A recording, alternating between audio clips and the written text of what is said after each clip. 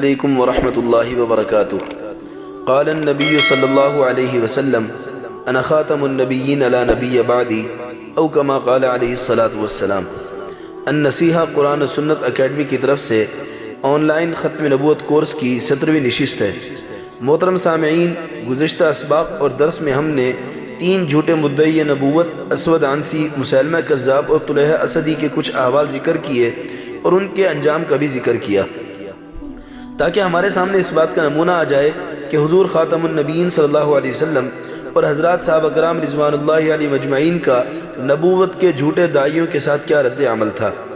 آج بھی انشاءاللہ ایک جھوٹے مدعی نبوت حارث کذاب دمشقی کا ذکر کریں گے اور ساتھ ہی اس کے انجام کا بھی۔ محترم سامعین، حارث کذاب دمشقی یہ دمشق کا رہنے والا تھا اور اس نے سن 29 ہجری میں عبد الملک بن مروان اموی کے دور خلافت میں نبوت کا دعویٰ کیا۔ یہ شخص طرح طرح کے شعبدوں میں کمال رکھتا تھا اور ریاضات اور مجاہدے کر کر کے نیز کم کھانا، کم سونا اور کم بولنا، اس کی مشق کرنے کے بعد اتنی مہارت پیدا کر لی کہ طرح طرح کے تصرفات کرنے لگا۔ مثلاً کہتا کہ آؤ میں تمہیں دمشق میں چلتے ہوئے فرشتوں کو دکھاؤں۔ چنانچہ حاضرین محسوس کرتے کہ واقعی نہایت حسین و جمیل فرشتے بصورت انسان گھوڑوں پر سوار جا رہے ہیں۔ اسی طرح سردیوں میں گرمیوں کے پھل اور گرمیوں میں سردیوں کے پھل لوگوں کو کھلاتا۔ چنانچہ اس کے ان تصرفات اور شعبدہ بازیوں کی بدولت دور دور تک اس کی شہرت ہونے لگی، لوگ اس کی نبوت کے دھوکے میں آنے لگے اور خلق خدا گمراہ ہونے لگی۔ چلتے چلتے رفتہ رفتہ یہ خبر عبد الملک بن مروان اموی تک پہنچی کہ ایسا ایک شخص نبوت کا دعویٰ کرتا ہے۔ اس نے فوراً حکم جاری کر دیا کہ اس کو گرفتار کر کے لایا جائے، لیکن جب پولیس اس کو گرفتار کرنے کے لیے اس کے مقام پر پہنچی تو خلاف گمان وہ وہاں سے فرار ہو چکا تھا۔ نہ معلوم اس کو کیسے خبر پہنچی اور وہاں سے فرار ہو کر یہ شخص بیت المقدس جا کر چھپ گیا اور وہاں جا کر اپنی نبوت کا اعلان کرنے لگا اور لوگوں کو گمراہ کرنے لگا۔ بصرہ کا ایک شخص جب اس کو نبوت کی اطلاع ملی تو وہ تحقیق حال کے لیے بذات خود حارث سے جا کر ملا، اس سے بات چیت کی تو سمجھ گیا کہ یہ شخص جھوٹا ہے، لیکن اس کا اعتماد جیتنے کے لیے اور اس کا اعتماد حاصل کرنے کے لیے کچھ عرصہ اسی کے پاس رکا رہا، حتیٰ کہ حارث کا معتمد خاص بن گیا۔ ایک دن اس بصری شخص نے حارث سے کہا کہ میں اپنے وطن بصرہ جانا چاہتا ہوں تاکہ وہاں کے لوگوں تک آپ کی نبوت کو پہنچاؤں۔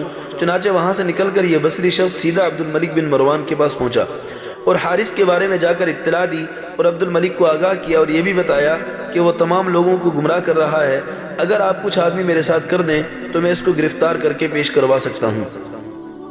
عبد الملک نے اس سے پوچھا کہ وہ اس وقت کہاں ہے، تو اس بصری شخص نے بتایا کہ وہ بیت المقدس میں فلاں جگہ چھپا ہوا ہے۔ چنانچہ خلیفہ عبد الملک بن مروان اموی نے 40 سپاہی اس کے ساتھ کر دیے، نیز بیت المقدس کے عامل کو بھی لکھ دیا کہ بصری شخص کی ہر طرح مدد کرو اور جو کچھ اسے ضرورت ہو اس کا انتظام کرو۔ چنانچہ یہ بصری شخص ان 40 سپاہیوں کو لے کر رات کے وقت حارث کی قیامگاہ پر پہنچا اور ان سپاہیوں کو کسی آڑ میں چھپا دیا اور کہا کہ جب میں اشارہ کروں تو بے دھڑک چلے آنا۔ چنانچہ اب اس نے دروازہ کھٹکھٹایا، دربان نے دروازہ کھولنے سے انکار کر دیا کہ رات گئے دروازہ کھولنے کی اجازت نہیں، مگر اس نے اپنا تعارف کروایا کہ میں فلاں ہوں۔ چنانچہ پہچان کر لینے کے بعد دروازہ کھول دیا گیا۔ جو ہی دروازہ کھلا اس نے اشارہ کیا، آڑ میں موجود 40 سپاہی یکدم نکل پڑے اور وہ دروازے سے اندر داخل ہو گئے۔ یہ منظر دیکھ کر دروازے کے جو دربان اور پہرے دار وغیرہ ان کے تو ہوش اڑ گئے اور خوف کے مارے کانپنے لگے، چیخنے چلانے لگے، حتیٰ کہ ان میں سے ایک نے کہا کہ افسوس ہے، تم اللہ کے نبی کو قتل کرنا چاہتے ہو جسے اللہ نے آسمان پر اٹھا لیا۔ جب بصری اور اس کے سپاہی اندر داخل ہوئے تو کیا دیکھا کہ واقعی حارث ندارت، یعنی حارث تو وہاں سرے سے موجود ہی نہیں، کہیں غائب ہو چکا ہے۔ چاروں طرف نگاہ دوڑائی مگر اس کا تو کوئی سراغ ہی نہ مل سکا۔ دراصل حارث اس خطرے کو بھانپ کر فوراً ایک طاق میں چھپ گیا تھا جو مریدوں نے اس کی حفاظت کی خاطر بنوایا تھا۔ چنانچہ یہ بصری اب اسے تلاش کرنے کے لیے ہر جگہ کی تلاشی لینے لگا مگر حارث کہیں نہ ملا۔ اس نے اتفاقاً وہ والا طاق بھی کھول دیا، لیکن کیا دیکھا کہ حارث تو وہاں سے بھی ایسے غائب ہے جیسے گدھے کے سر سے سینگ۔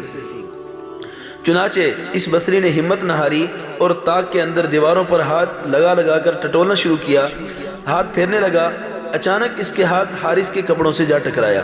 بس وہیں بصری نے حارث کو کپڑوں سے پکڑ کر کھینچ لیا اور باہر پھینکا۔ پولیس والوں سے کہا کہ اسے گرفتار کر لو چنانچہ اس کو فوراً گرفتار کر لیا گیا۔ اب اس کو گرفتار کر کے ہتھ کڑیاں لگا دی گئیں اور عبد الملک کی طرف لے کر چلے۔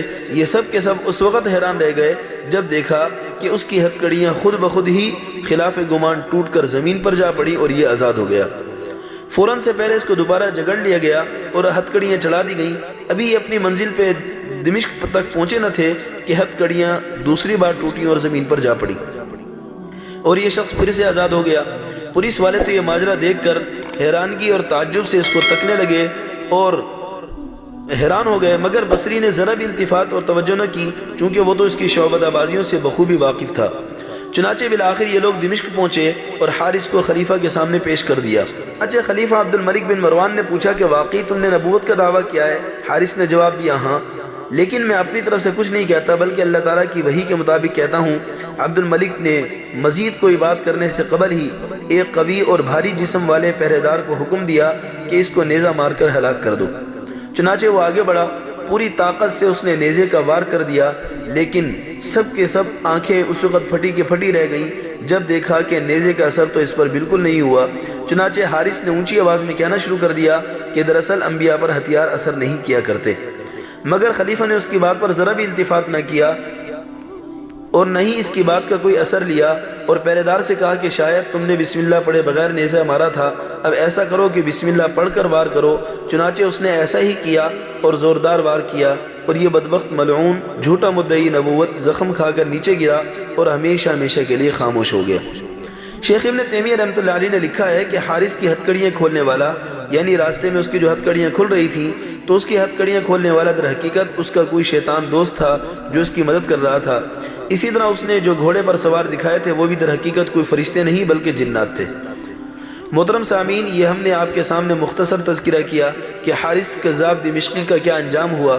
اب یہاں پر پہنچ کر ہم ذرا سوچیں کہ عبد الملک بن مروان کے دور میں جب کسی شخص نے نبوت کا دعویٰ کیا تو کیا خلیفہ عبد الملک بن مروان اموی نے اس کے ساتھ نرمی کی، درگزر سے کام لیا، اس کو معاف کر دیا یا اس کے ساتھ صلح کر لی؟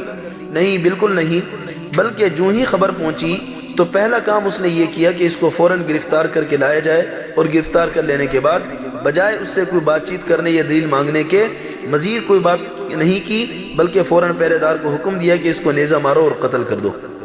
محترم سامعین، یہ ہمارے سامنے نمونے کے لیے جو بھی شخص حضور خاتم النبیین صلی اللہ علیہ وسلم کے بعد نبوت کا دعویٰ کرے تو اس شخص کو اپنے انجام تک پہنچانا یہ حضور صلی اللہ علیہ وسلم اور حضرات صحابہ کرام کی سنت ہے۔